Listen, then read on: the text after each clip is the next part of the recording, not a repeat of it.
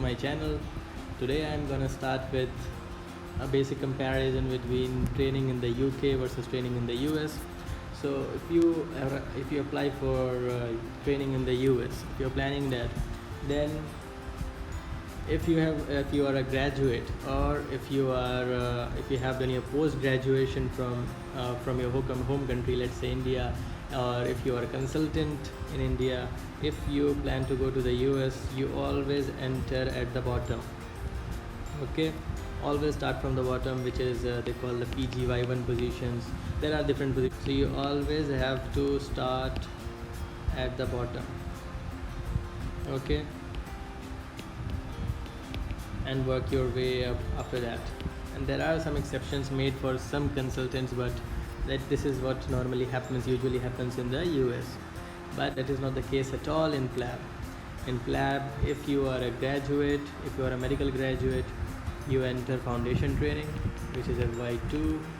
If you have done your internship from your home country, okay. But if you haven't done your internship in your home country, you enter into FY1, and then you can complete 2 years of foundation training in the UK, FY1 and FY2. So this is for a medical graduate. Alright.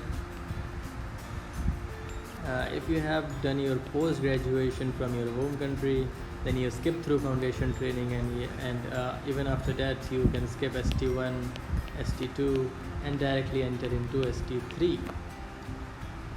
We'll discuss more about that. And if you are a consultant in your home country, then you can skip through all these years of training, all the STs, and then you can directly become a consultant in the UK through a pathway that we will discuss later on. So this is the best thing, one of the best things I find about training in the UK, which is I think absent everywhere else as far as I know. So let's now discuss these in detail about how to enter, at what positions someone can enter in the UK. Before that, let's discuss the types of jobs in the UK.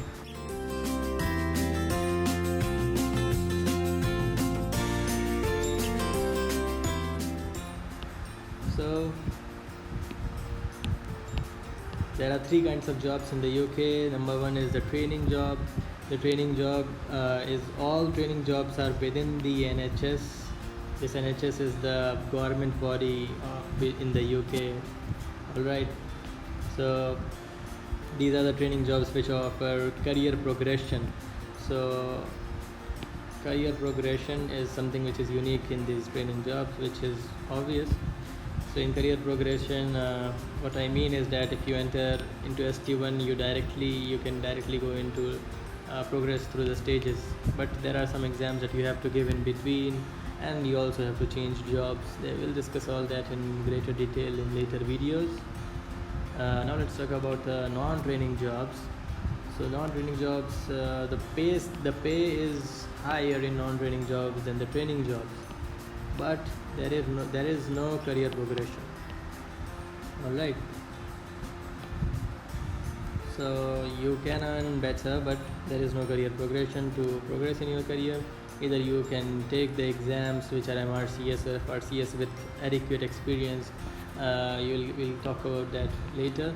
Or some people continue to work in non-training jobs for many years and ultimately become a consultant through pathways, which we'll discuss later on. And some people work for a small period of time in non-training jobs, and then they enter into training jobs eventually. And now locum jobs, these are also non-training, but these are very short duration jobs, from a month to 6 months at most. Now let's talk about in detail for someone who has just graduated. I was already discussing about that, I think I have. So let's talk about postgraduates. So let's consider someone who has done general surgery training from India. Okay, it's a general surgeon from India who wants to move to the UK.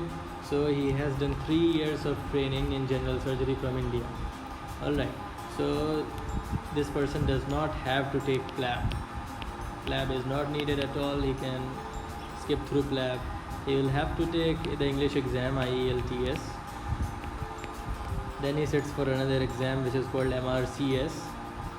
After sitting for MRCS, he can directly apply to ST3 positions. But there is something else.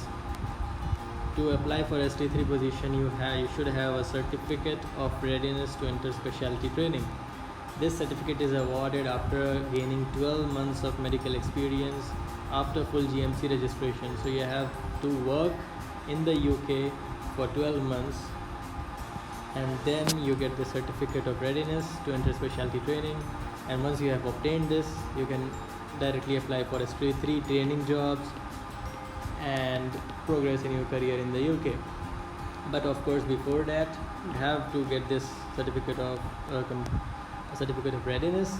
For this, you will have to work in non-training positions.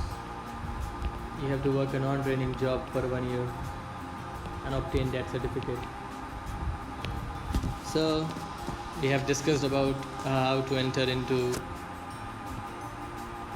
UK after you have done post-graduation from, let's say, India.